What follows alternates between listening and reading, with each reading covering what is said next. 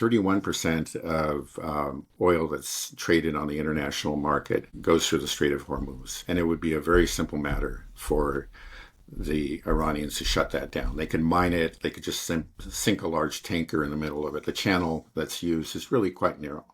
And that would be it. 30% of internationally traded oil would be off the market.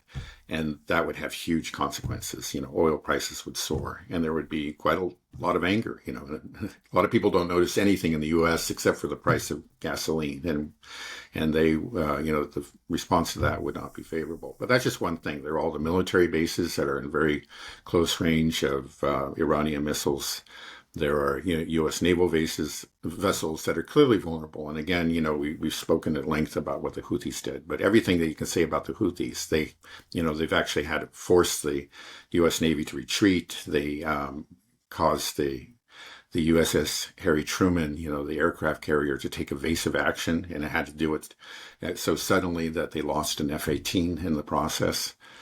They were able to defend their airspace, to the point where the U.S. just was unable to collect the intelligence as to where Houthi missiles might be hiding, or because when they would send a drone into that airspace, it would get shot down. And then their own planes, their F-35, which is supposed to be the most advanced aircraft, certainly within the U.S. Arsenal, was unable to fly over that airspace, for any length of time. There was at least one instance where it had to take evasive measures. So again, you just saw there the Houthis were able to defend themselves and actually to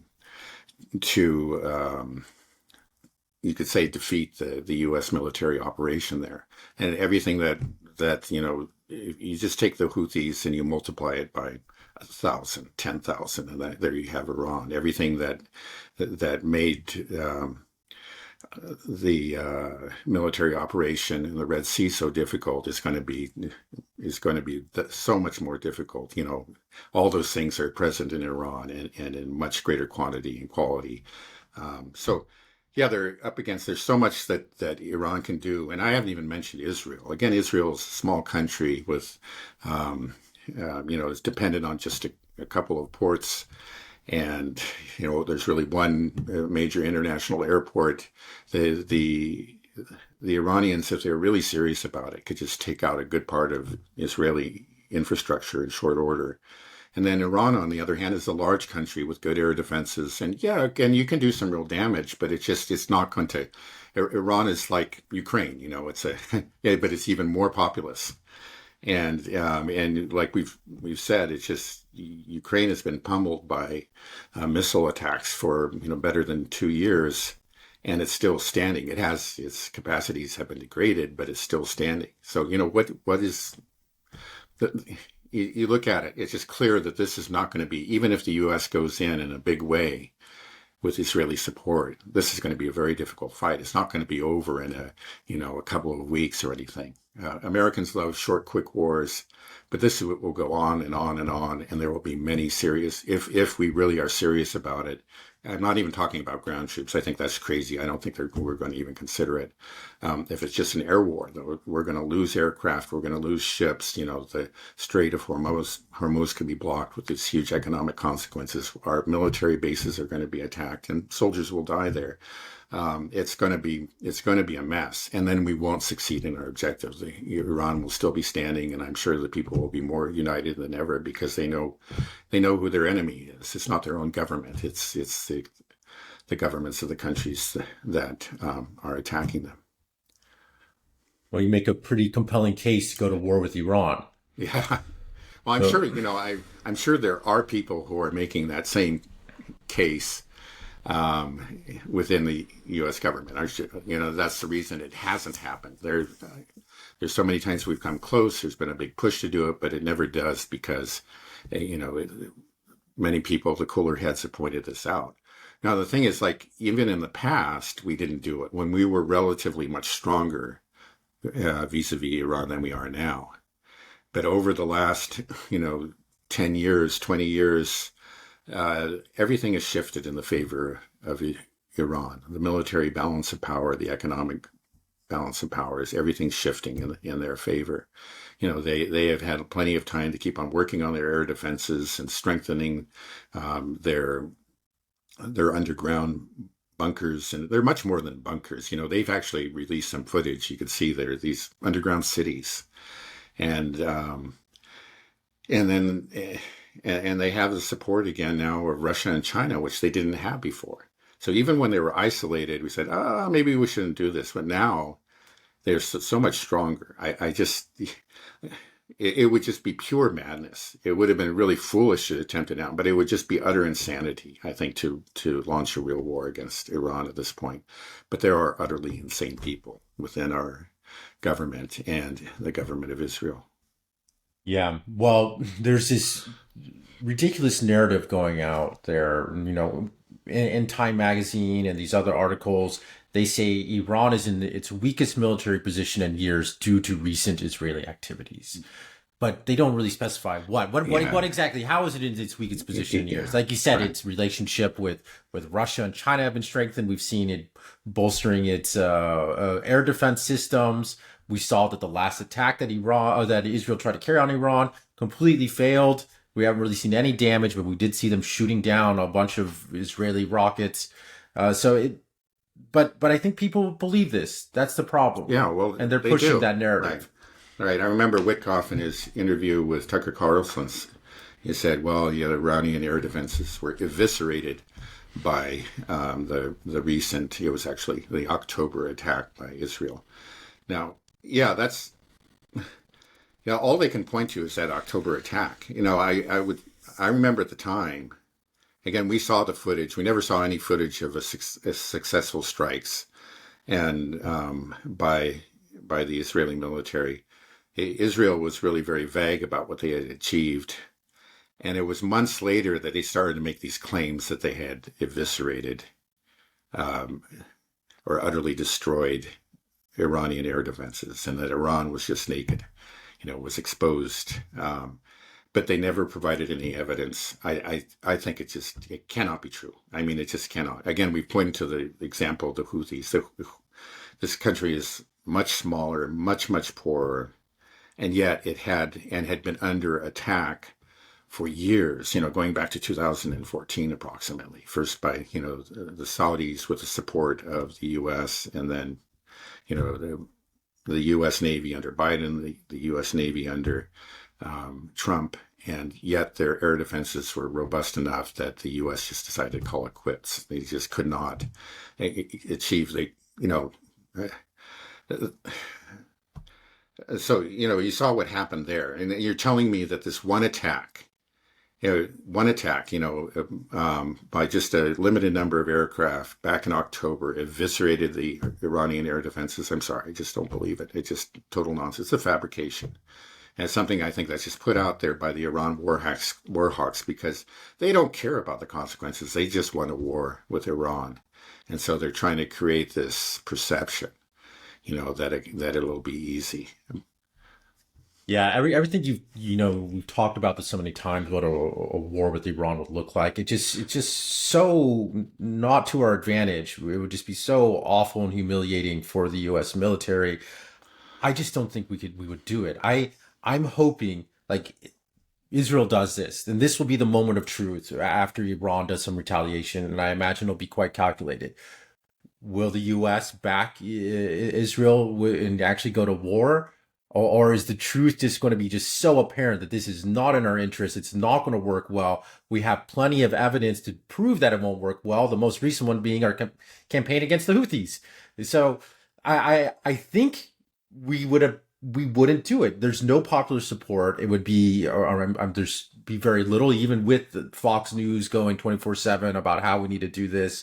I think we would abandon Israel on this. We would say, no, we're not going to war. And in a sense, it's not even abandoning them. It's just saying you guys got to cool it. We're not, Israel can stop this at any time. Israel doesn't have to be carrying out the genocide in Gaza. It doesn't have to attack Iran. It doesn't have to do anything. It's just the only reason they do it is because they know that we're backing them all the time. If we just stop, then the whole thing will end. So I think that's what will happen, right? Do you think that we would actually get dragged in? I'm Well, putting my money on we're gonna right. we're not, but maybe I'm wrong. Maybe this Zionist grip of the U.S. government is just. I've been surprised how powerful it is, but against something that's this stark, this stupid, this suicidal, surely not. Yeah. We won't jump off a cliff for Israel, or will we? I don't know. Well, so far we haven't. Again, because Israel has tried to make us jump off that cliff in the past.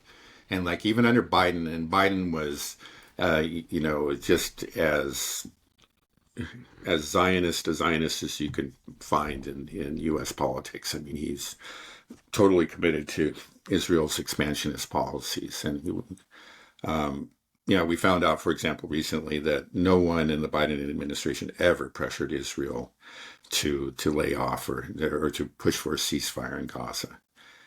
And then Trump, to his credit, occasionally does. Occasionally, again, he's very erratic. Um, but anyway, it's just that there have been these pushes, there within the U.S. administration, but we've always pulled back. And one example, and I've actually worked to avoid a war with Iran. An example is that after those really egregious provocations by Israel, and Iran made it clear that it was going to retaliate. They actually, there were, I think, very credible reports in the media that Iran and the United States worked out a plan together or negotiated the Iranian response because neither of them wanted a war. Yeah. The U.S. did not want to be drawn into a war with Iran, and Iran doesn't want to have a war with the U.S. It's just Israel was the one that wanted to. So if you remember that first, I guess it was Operation True Promise 1, the first missile attack. It was largely drone and actually slow moving drones. That was part of it. The Iranians knew that these were going to be shot down. They were slow moving, cheap, older drones. They sent a lot of them. And they were, virtually, I think all of them were shot down, at a cost of something like $2 billion or something, but they were shot down. But then towards the end, they sent some of their more advanced, not the most advanced, but some of their more advanced missiles, and they struck these targets very accurately within Israel. So it was a demonstration. It was something that was worked out. Okay, no civilian casualties, limited missile strikes. It was kind of choreographed, but it was done it was because the U.S. did not want to. There has been resistance to this within the U.S. administration. I think it's based in the Pentagon, where people really understand, what the balance of power is and what a war can mean. And it's been there and it's still there. But the crazies have never left. And if anything, I think we have maybe more crazies than ever. That's one thing, unfortunately, that Trump did is that he appointed a lot of war hawks. Now, one of them has been pushed away from his position of power, and that is, of course, Mike Waltz. So, that's an encouraging sign. But we don't know if that was because of his support. Apparently it was because he was coordinating with Netanyahu to sabotage the negotiations. And so he ended up being kicked upstairs, so to speak, to the United Nations. But yeah, so it's really hard to say. I mean, it should not happen. It hasn't happened in the past. The cooler heads have prevailed, but there's always a chance that even if like Iran tries to be very, very restrained, something will go wrong. There will be some kind of provocation, something that Israel is able to seize upon, and they will go all out to get the U.S. to support us. And there is this resistance there to war with Iran within the U.S. There's also, the Israelis know that they do have a lot of assets within the U.S. And I mean, they have a lot of buttons they can push, and I'm sure that Netanyahu would just go out and push every last button and get the war drums beating as loudly as possible within the U.S. And then who knows?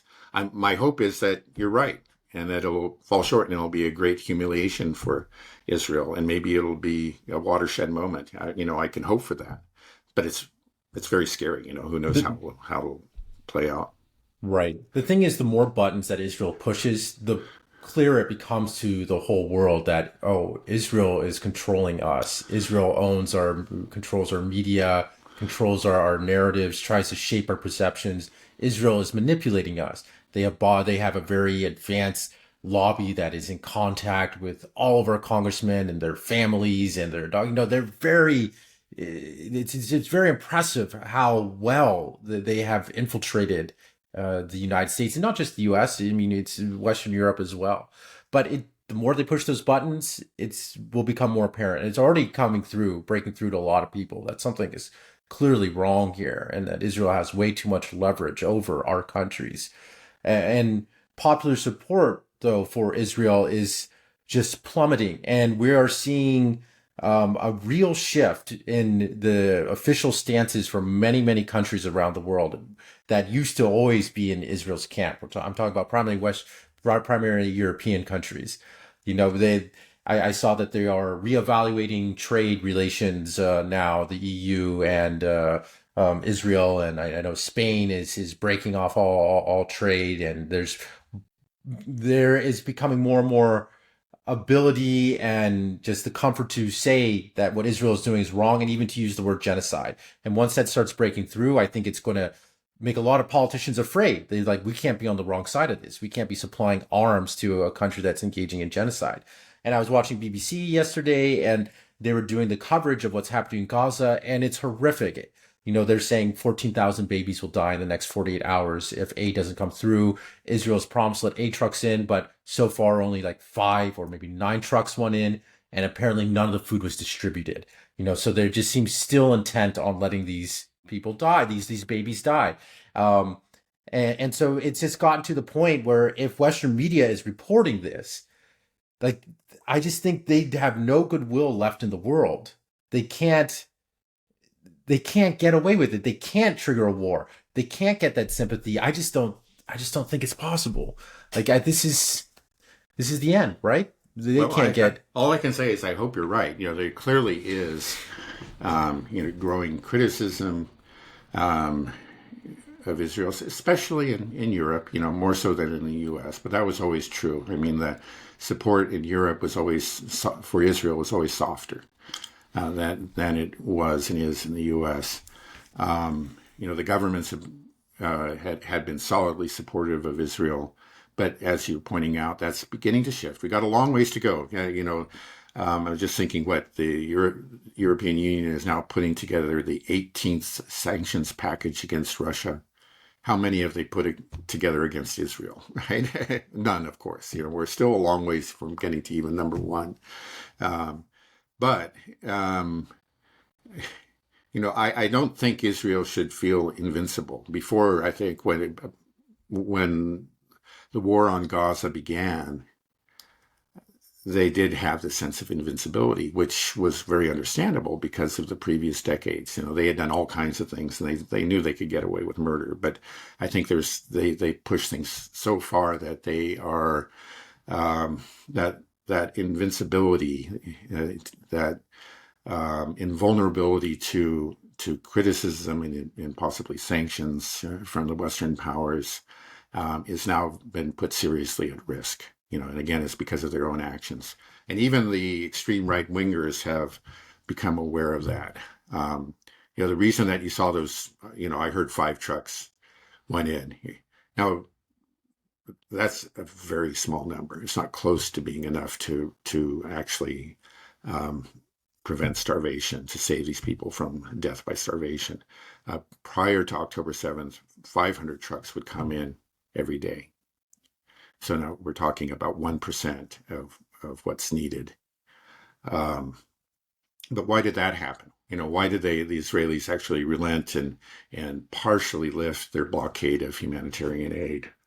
And that is because they became aware. Actually, Netanyahu himself said he was getting pressure from pro-Israeli senators in the U.S. Senators like I imagine like Tom Cotton or yeah, or Chuck Schumer in New York, and those kind of people, who have always been really ardent Zionists. Well, these people are actually telling, hey, this looks really bad. You got to do something about this. Starving babies is really not good for Israel's image. So they began pressuring them, and that's what Netanyahu has said, that that's the reason why he did this. He was actually getting pressure from them, but it's so limited. It's just a gesture. It's a way to actually kind of pull the wool over the eyes of the West. And even Smotrich, initially was just very vociferously opposed this idea. He came around and he said it for this reason. He told his supporters, he said, hey, look, like this will protect us from war crimes accusations and allow us to continue our operation. In the end, we're going to destroy Gaza. We're going to utterly destroy. We're going to annihilate him. I think that's the word that he used. So it's just basically he was telling him that it was a ruse, and that's what it is. But this ruse became necessary because they were starting to feel some heat. It's absurd that it had to go so long, and we'll see. Is this going to be sufficient? Maybe they're wrong, and that like the pressure they're feeling is not going to be allayed by this symbolic gesture, because that's about all that it is. We'll see. Do you think that the main reason we're seeing the EU speak out against Israel now isn't so much that they care about the Palestinians, but what Israel's doing is detracting from their ability to vilify and demonize Russia? Because Russia needs to be the main enemy, and Russia is the real big boogeyman, but Israel's over here starving babies to death. And you're like, oh, well, we can't have that because it doesn't allow, because this is supposed to be the bad guy. Israel's not supposed to be the bad guy. But if Israel's doing this, it makes it harder to make Russia the big, bad, scary monster we want it to be. Right.